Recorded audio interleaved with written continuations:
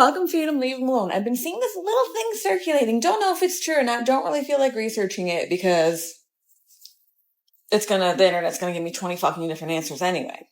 In 2026, when you sign your marriage certificate, license, whatever,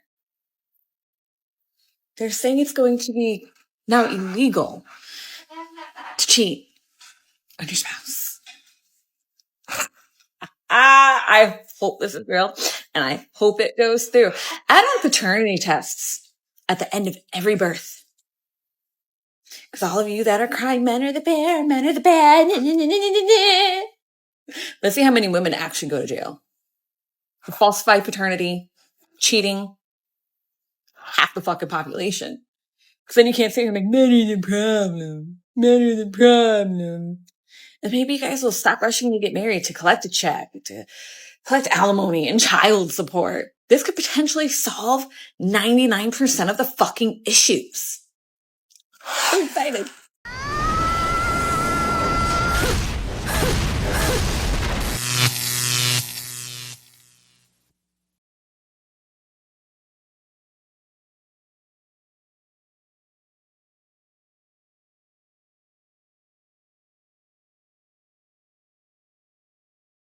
More women are tending to be the ones who file for divorce, and more women are tending to be the ones that have infidelity.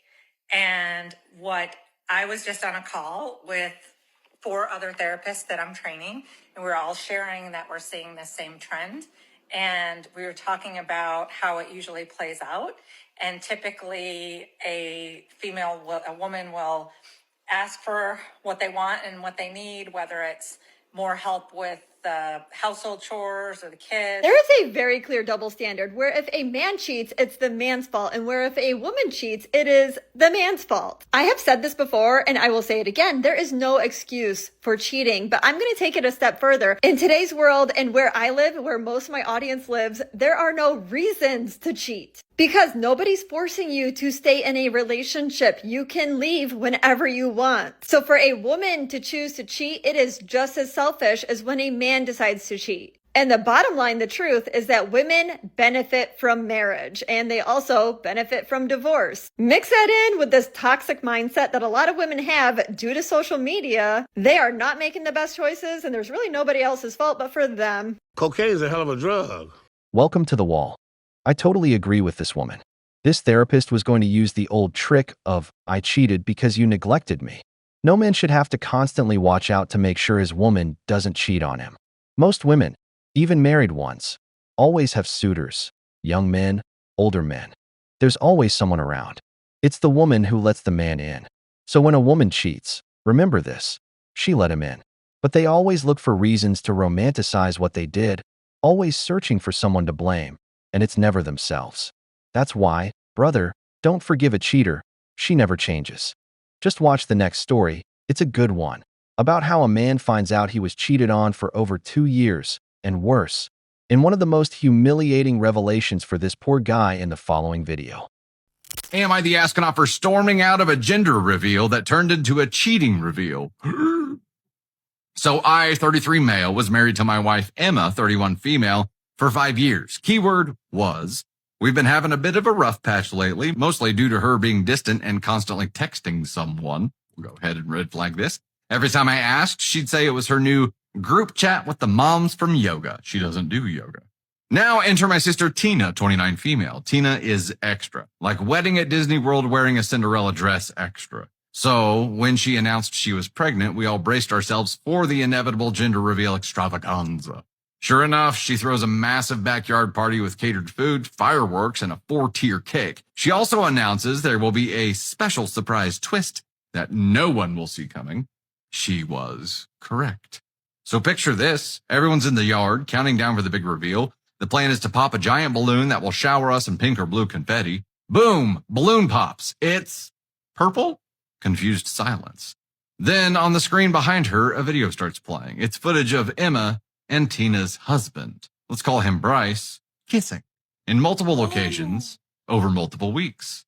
The twist? Tina knew. She hired a private investigator, got the footage, and then used her own gender reveal as an expose. Because the final screen said, It's a girl, and the father is single now. Oh, Bye, Bryce. Emma turned to me, mouth open. Bryce tried to run, but got tackled by Tina's cousin. He used to play semi-pro football. Tina took a bite of the cake, toasted herself with a pink champagne, and said, I always knew I'd make headlines. I left the party, blocked Emma, filed for divorce 2 days later. Some of my family is mad at me for storming out. Instead of hearing Emma out and letting her explain, I'm sorry, I was publicly cheated on, blindsided in front of 40 people, and found out my marriage was over next to a bouncy castle on a grazing table shaped like a baby bottle. damn! Brothers, just imagine what that man was going through in front of his family and friends. Well-dressed, with his wife at his side, the woman he proudly introduced. And in the revelation, that balloon bursts, and so does his whole life. He discovers that his marital problems, her change in attitude, his wife's disconnection, already had an explanation. She was doing everything, even yoga, in another man's bed. It's tough. I can imagine the rage, the pain, and the urge to smash Bryce's face. For me, this man did the best thing. He walked away.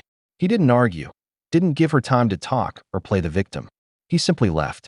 Later, he filed for divorce. This man respects himself, and he was absolutely right in what he did. But let's continue. I think I had every right to storm out. Fast forward to after I filed for divorce and went full no contact with Emma. I started putting together the timeline of how long she'd been cheating with my sister's now ex-husband, Bryce. I thought maybe a couple of months. Try 2 freaking years.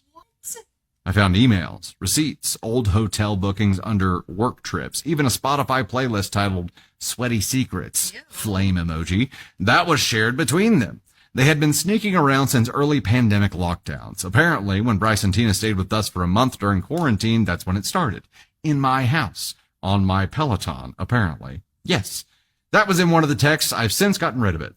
The text for the Peloton. Those aren't cheap. Emma even had a burner Snapchat under the name Emily Peach emoji to talk to him. That account was linked to my iPad. I saw everything. Every cringy selfie. Every I wish you were the father of my baby message. More on that in a second. Now for the Tina side of things. Turns out she suspected the affair months ago when she noticed Bryce would only ever text Emma while he was in the bathroom. She found a group chat on his iPad labeled Golf Buddies, subtle, and saw the proof. And Tina, she didn't scream, she didn't cry, she plotted. She confronted Emma in private, and Emma apparently said, and I quote, "You and I both know I'm a better match for Bryce. You just got there first." Whoa, bitch. So Tina went full Lifetime movie. She ordered a fake pregnancy test online. She had a friend who's a makeup artist, Photoshop and ultrasound using a template from Canva. She scheduled a fake OB appointment and put it on a shared Google Calendar.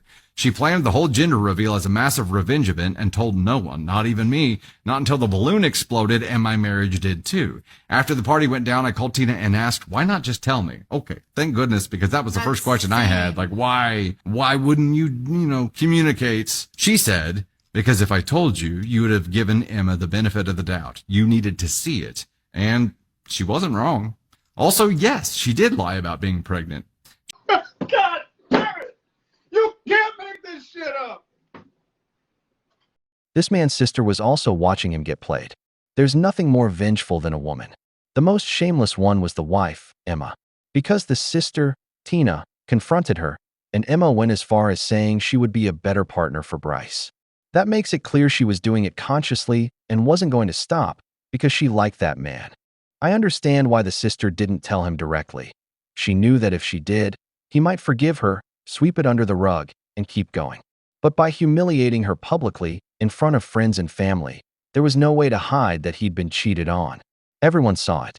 That's why I think his reaction was the right one, leaving the marriage and cutting off all conversation with Emma. But let's see how it ended. Let's continue. Women. She says she has no regrets and that men fake being emotionally available all the time, so I just balanced the scales. She's in therapy now, don't worry. Emma tried to reach out to explain, but I blocked her everywhere. My lawyer says she's trying to drag out the divorce now because she wants to salvage the friendship. The friendship? You torched it with a scented candle from your illicit hotel nightstand. As for Bryce, he's reportedly crashing on someone's couch and posted a cryptic Instagram story that said, "Real love isn't afraid to burn down the past." Tina and I are weirdly closer now. We've trauma bonded over betrayal and barbecue. We hosted a post-divorce party. It felt right. Anyway, not sure if you'll end up reading this or not, Dusty, but I'm free, I'm furious, and I'm Pelotonless. But I'll survive. You here, OP? Are you okay? I mean, you seem okay, OP, but damn. Let's talk about Tina for a second. I was like invested in that story. I was like, I was being read a f***ing story, and I was like, tell me more. It sounds like an episode of something. The plotting, like instead of going full Daenerys Targaryen and burning them all, she took her time and plotted this. The fake pregnancy is wowza. What the fuck? So wait, okay, so Tina is Emma's sister, or is... I'm like, I need let's back up. My board with the threads and like where everything is supposed to OP's go. sister, not Emma's sister. Okay, Tina OP's is sister. OP's sister, so Yes. Emma's sister-in-law, and so she slept with her brother-in-law. Yeah. Okay. Yeah, by marriage. I mean, yeah. by more than slept. They had a 2-year relationship. So, damn. I still don't like the fact that Tina did not talk to her brother about it and be like, hey, No, 100%. your wife's around on I you. do think that's a hard way for OP to find out. Like, I get it. It was petty as f, but I get it. But when it involves someone else at the party and they don't know, like, that's rough. Like, that's a hard way. Like he said, between a grazing board shaped like a baby bottle and a bouncy castle, Yeah. his whole world just crumbled. From this story, we can learn 2 things.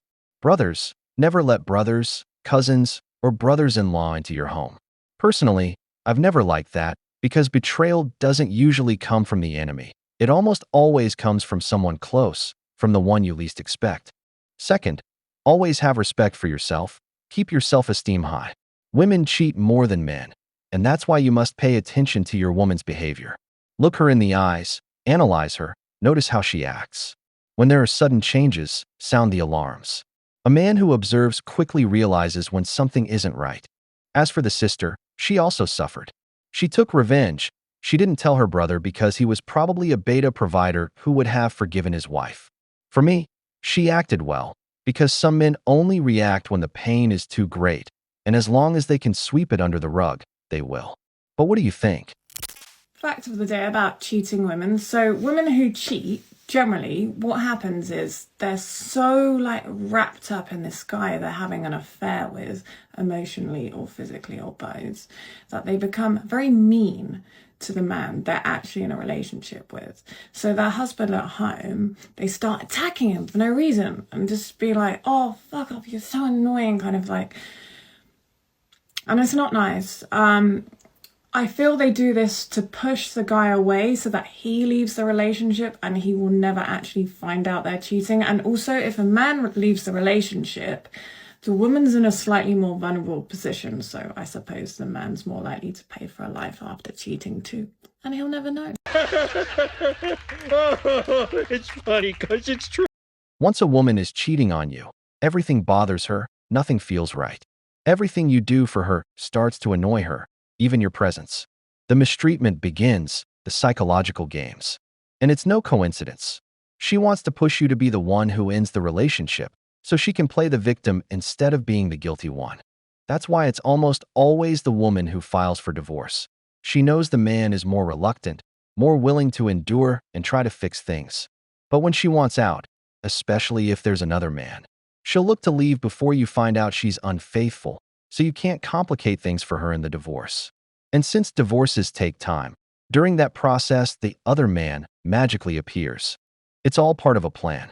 That's why I tell you, learn to read your woman's body language, her facial expressions, so you can spot when she's lying to you. We've reached the end of the video, but before we go, here are the questions for you. Do you think this man's sister should have told him? What do you think about the data showing that women cheat more?